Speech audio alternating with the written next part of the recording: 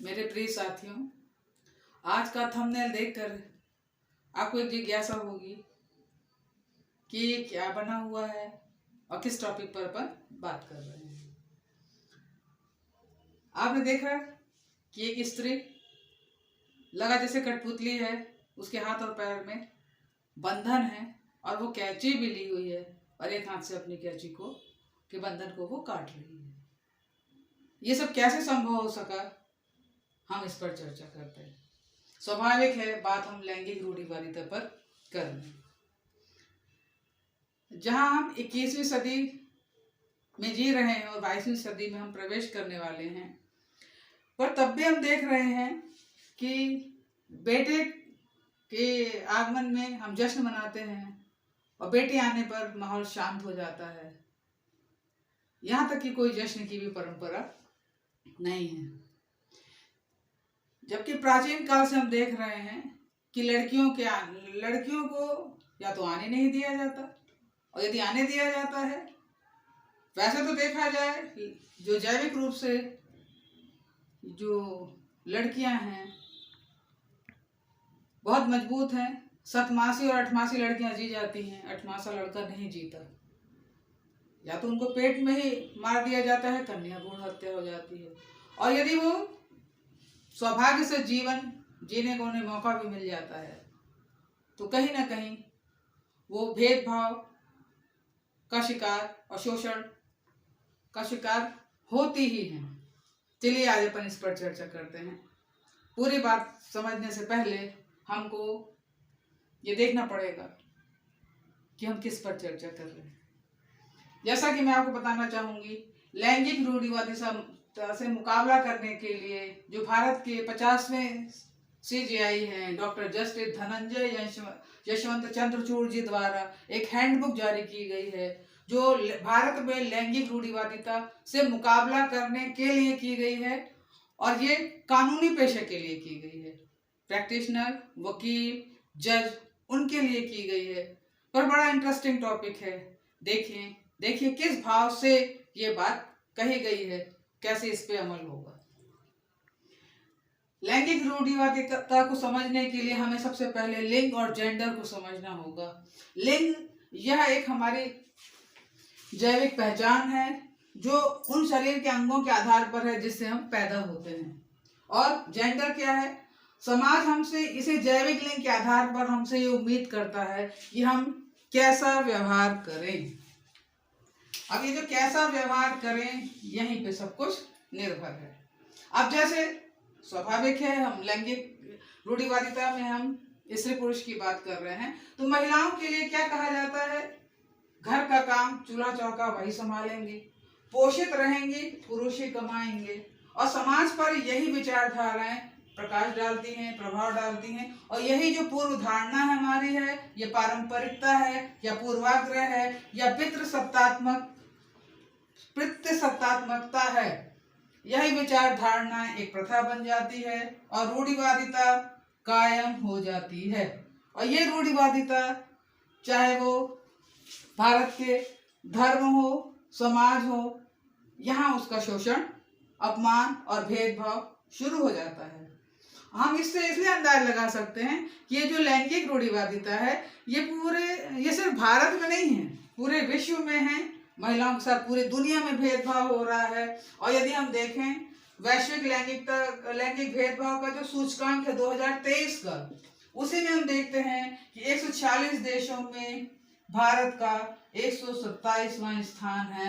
मतलब ये जो लैंगिक भेदभाव है, इसकी जड़ें भारत में कितनी गहरी हैं और कितनी मजबूत हैं, इस पर हमें विचार करना है। चलिए अब हम अपने टॉपिक पर आते हैं कि भारत का जो संविधान का अनुच्छेद 21 है, वो ये कहता है कि व्यक्ति को गरिमापूर्ण जीवन जीने का अधिकार है। तो ये जो गरिमापूर्ण जीवन है,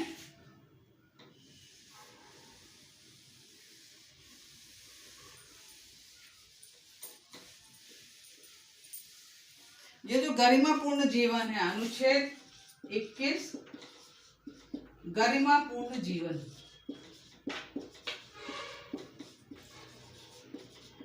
तो यह सिर्फ पुरुष को अधिकार नहीं है, सभी व्यक्ति, उसमें पुरुष, महिला, ट्रांसजेंडर सभी शामिल हैं, जिन्हें की गरिमापूर्ण जीवन जीने का अधिकार है। CJI doctor justice Dhananjaya Chandrachud सरदार द्वारा अभी उन्हें इस पद पर आए 1 वर्ष हुआ है और 2024 में वो रिटायर होने वाले हैं। उससे पहले अपन देखना चाहेंगे कितना उन्होंने पॉजिटिव काम किया। उससे पहले उन्होंने मार्च में 2023 में ही मार्च में LGBT के लिए उन्होंने एक हैंडबुक जारी की और मार्च में उन्होंने अंतर्राष्ट्रीय महिला दिवस के दिन हम महिलाओं से कहा था कि हमारा सर्वोच्च न्यायालय महिलाओं पर कार्य कर रहा है, कुछ अच्छा आपको पॉजिटिव देने की कोशिश हम कर रहे हैं। और ये काम उनका कोरोना काल से चल रहा था और इस हैंडबुक को तैयार करने में उन्होंने एक महिलाओं की कमेटी थी, उसको निर्धारित किया। तो उसमें जो वर्तमान जस्टिस हैं वो रिटायर्ड जस्टिस, जो वर्तमान जस्टिस हैं कैलकाटा की मौसमी चटर्जी और ये उसके अलावा उनमें प्रभा मैडम और प्रोफेसर झूमा सेन, उनके सहायता से उन्होंने हैंडबुक तैयार की। और उस हैंडबुक में उन्होंने सबसे पहले ये कहा कि हमको ये जो गरिमापूर्ण जीवन यदि महिलाओं को देना है तो हमको सुप्रीम कोर्ट द्वारा दिए गए ऐसे शब्द जिससे लैंगिक रूढ़िवादिता ध्वनित होती है, ध्वनित हो रही मतलब ऐसे निर्णय जिनमें कि लैंगिक रूढ़िवादिता को या तो बढ़ावा मिलता है उस शब्द को बार बार बोलने से, या हमारे जो प्रैक्टिशनर हैं, वकील हैं, जज हैं, वो भी कहीं ना कहीं पूर्वाग्रह से ग्रसित होते हैं, तो उनके द्वारा भी कुछ ऐसे शब्दों का प्रयोग किया जाता है जिससे कि लैंगिक रूढ़िवादिता को बढ़ावा मिलता है। इस पर हमें रोक लगानी चाहिए। उसके लिए इन्होंने क्या किया, कहा उन्होंने कि हमें ये जो लैंगिक रूढ़िवादी शब्द हैं उनकी पहचान करनी होगी। पहले उसे पहचानना होगा, पहचानना, उसे समझना।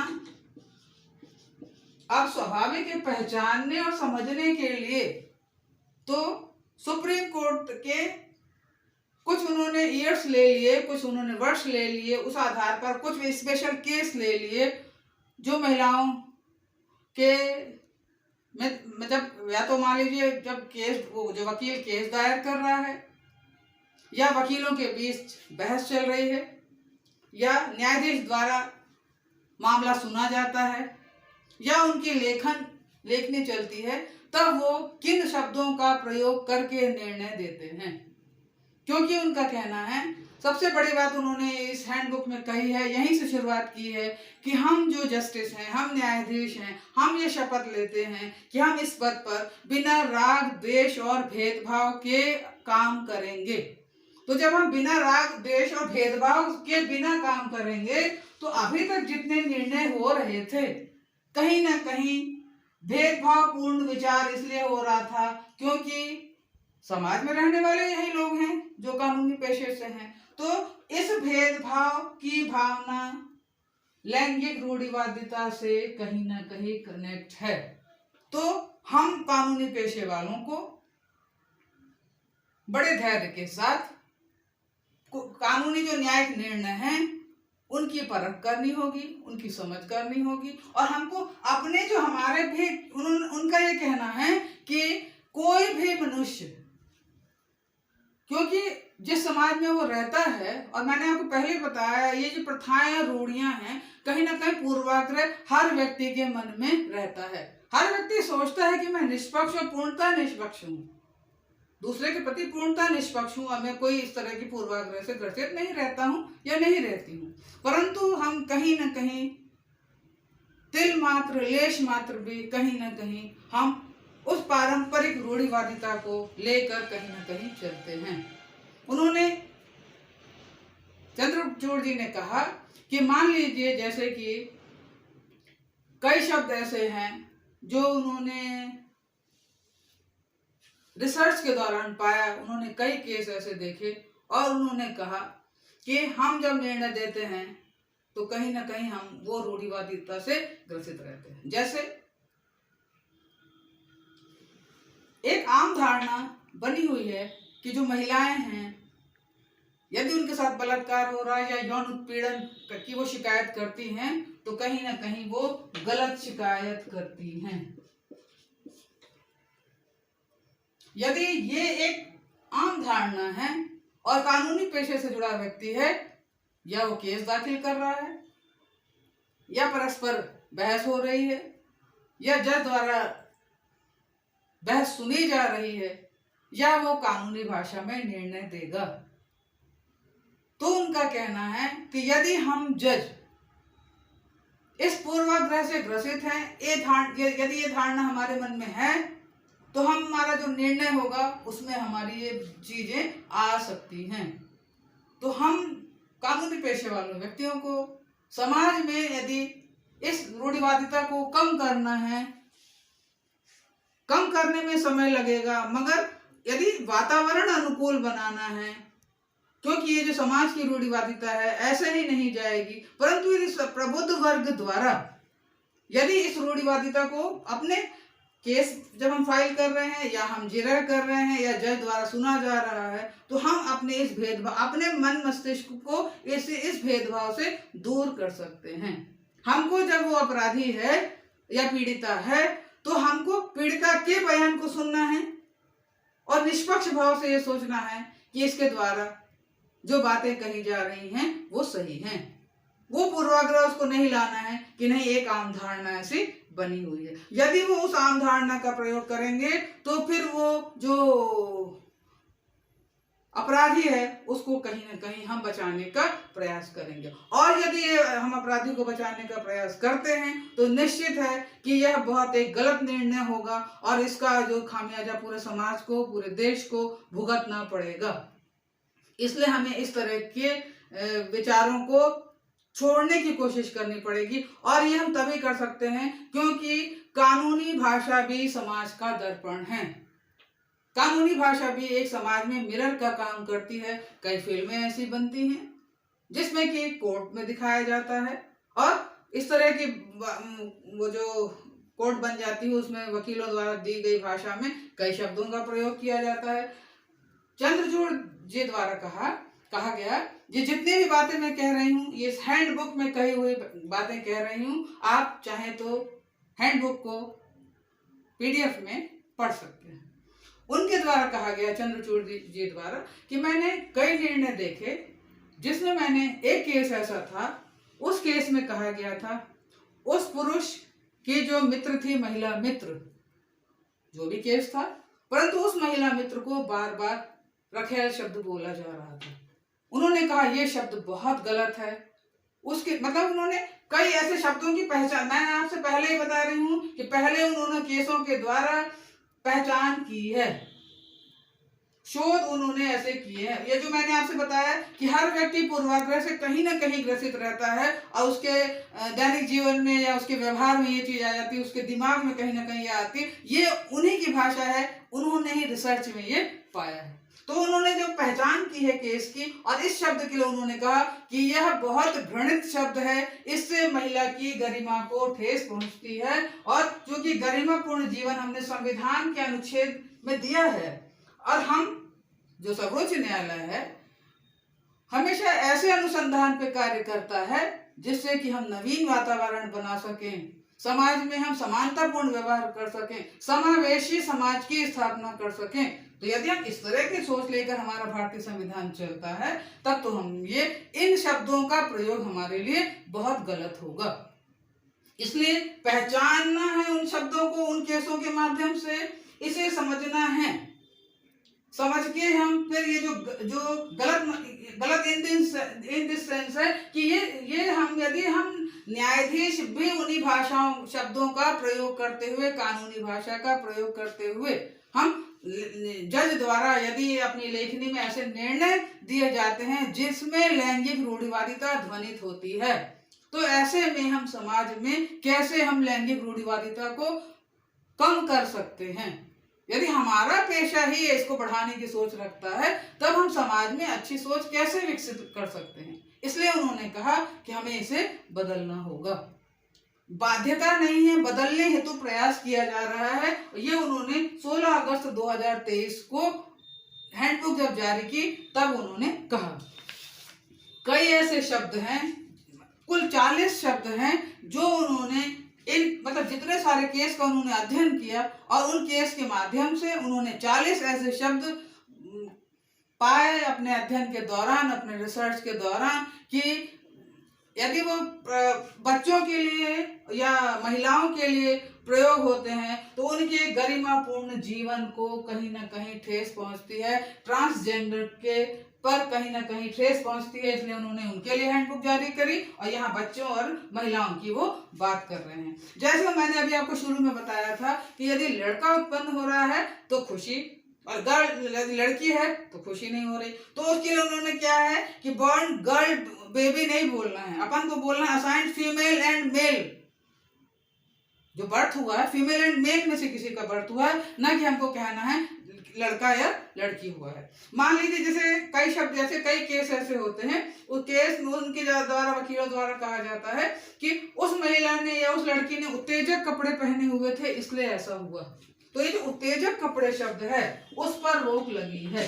कहा गया है कि नहीं, अब ऐसा नहीं बोलना, उसकी जगह सिर्फ हम ड्रेस का शब्द का उपयोग करेंगे, हमको ये शब्द लाना ही नहीं है, अपने दिमाग में इस तरह के हमको शब्द लाना ही नहीं है। और जैसे मान लीजिए कहा जाता है समाज में, एक आम धारणा ये भी है, जैसे महिलाएं हैं, महिलाओं के संबंध में कहा जा रहा है, जैसे वही पूर्व धारणा जो बनी हुई है, लैंगिक रूढ़िवादिता बनी हुई है।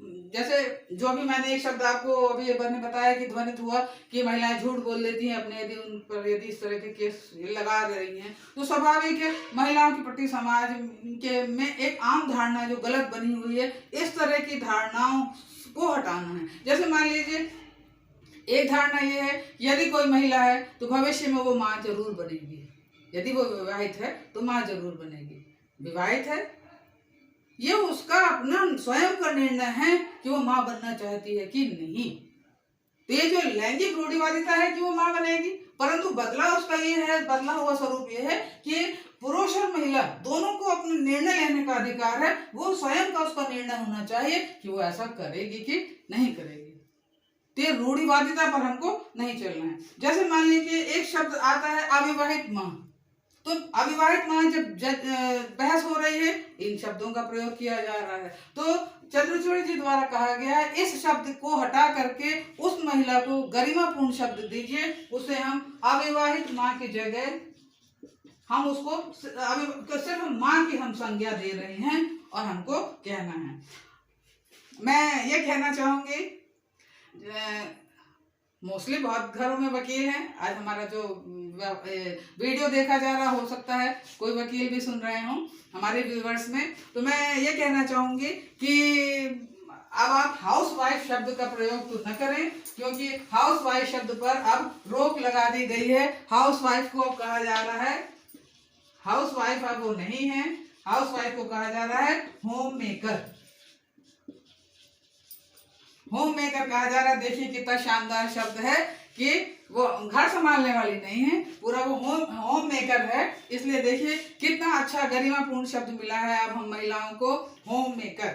और यदि हम कभी कोई जिरह के दौरान हम बात करते हैं, इंडियन, मान लीजिए ऐसा कोई केस आया, इंडियन वुमेन ने ऐसा कहा, वेस्टर्न वुमेन ने ऐसा कहा, और इंडियन वेस्टर्न दोनों तरफ से बोले गए वकीलों के माध्यम से यदि इन तरह के शब्दों का प्रयोग किया जा रहा है तो वहां सिर्फ कहा जा रहा है वुमेन, न कि इंडियन और वेस्टर्न की बात की जा रही है। इसी तरह जिरह के दौरान यदि कहा जा रहा है या जज द्वारा निर्णय दिया जा रहा है और कहा जा रहा है ब्यूटीफुल, फेथफुल, गुड वाइफ, और या तो अब उसकी जगह क्या कहा जा रहा है, ब्यूटीफुल, ड्यूटीफुल, फेथफुल। अब ये कोई महिला के लिए शब्द नहीं है, उसके लिए सिर्फ एक शब्द आ रहा है वुमेन। तो मैं ये कहना चाहूंगी कि आज का टॉपिक एक महिला होने के नाते या समाज के प्रबुद्ध वर्ग में रहने के कारण मुझे ऐसा लगा कि इस टॉपिक पे बात करनी चाहिए, क्योंकि लैंगिक रूढ़िवादिता हम और आप जैसे बुद्धिजीवी ही इसको कम करने का प्रयास कर सकते हैं। और क्योंकि मुझे तो मैं तो फैन हो गई हूँ चंद्रचूड़ जी की कि अभी 1 साल उनके और बचे हैं इस जॉब में, तो पता नहीं अभी ऐसे क्या। और मैं निश्चित कहूंगी कि इससे हम महिलाओं को भाषाई अधिकार मिला है। आज हमें भाषाई अधिकार मिला है। हो सकता है साल भर में प्रयास हो या कुछ समय लगेगा, परंतु भारत में लैंगिक रूढ़िवादिता कहीं ना कहीं कम होगी। क्योंकि मैं बहुत आशावादी हूँ और मैं जब भी बच्चों को पढ़ाती हूँ तो मैं हमेशा कहती हूँ कि विवेकानंद 69 विवेकानंद जी का जन्म हुआ था 1863 में, गांधी जी का जन्म हुआ था 1869 में, और विवेकानंद जी द्वारा किए गए प्रयासों का पूरा जो क्रेडिट कह लीजिए या पूरा उनके कार्य को आसान किया है तो महात्मा विवेकानंद जी के जो उनके उन्होंने जो युवाओं को बूस्टअप किया था उसका फायदा महात्मा गांधी जी को मिला, ऐसा मैं समझती हूँ।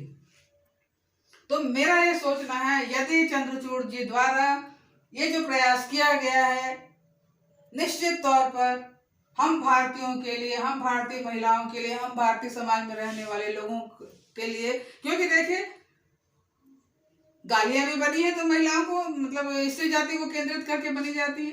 मैं तो आज जब इस विषय पर ज्यादा मनन कर रही थी तो मुझे ध्यान आया, घर की मुर्गी दाल बराबर, लीजिए आप मुर्गी को भी यहीं ले आए हैं, भैंस के आगे बीट बजाना, मतलब आपने कुछ नहीं छोड़ा सा।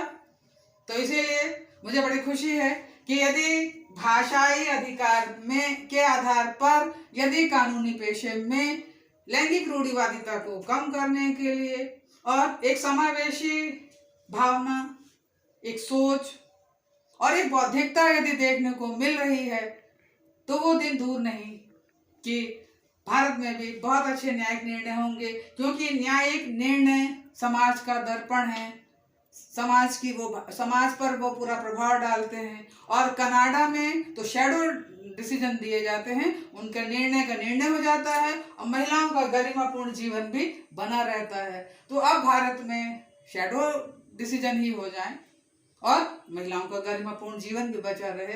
तो इसलिए अब मैं अपने आज की वीडियो का समापन इससे करना चाहूंगी कि जो लैंगिक रूढ़िवादिता है, इस हैंडबुक के माध्यम से हम महिलाओं को आज भाषाई अधिकार मिला है। वो दिन दूर नहीं कि शायद मैं इस आशा के साथ यह कहना चाहूंगी कि जब हम 8 मार्च 2024 को महिलाओं की स्थिति पर बात करेंगे, विश्व का संदर्भ तो लेंगे, परंतु भारतीय महिलाओं में इस हैंडबुक के क्रियान्वयन का क्या प्रभाव पड़ा है, कानूनी पेशे में क्या सुधार आया है, और चूंकि कानून के जो न्यायिक निर्णय हैं ये समाज का दर्पण होते हैं, समाज की भाषा है, तो इसलिए निश्चित तौर पर भारत की सामाजिक व्यवस्था निश्चित तौर पर सुधरेगी और हम डॉक्टर चंद्रचूड़ जी के इस विचार को आगे बढ़ाएंगे कि समावेशित गरिमापूर्ण जीवन हम महिलाएं जी सकें। ये वीडियो कैसा लगा जरूर बताइएगा, क्योंकि मैं जानना चाहूँगी कि आज मैं अपने विचारों को या इस हैंडबुक के माध्यम से अपने विचारों को मैंने कहाँ तक पहुँचाया है। बहुत बहुत धन्यवाद व्यूअर्स।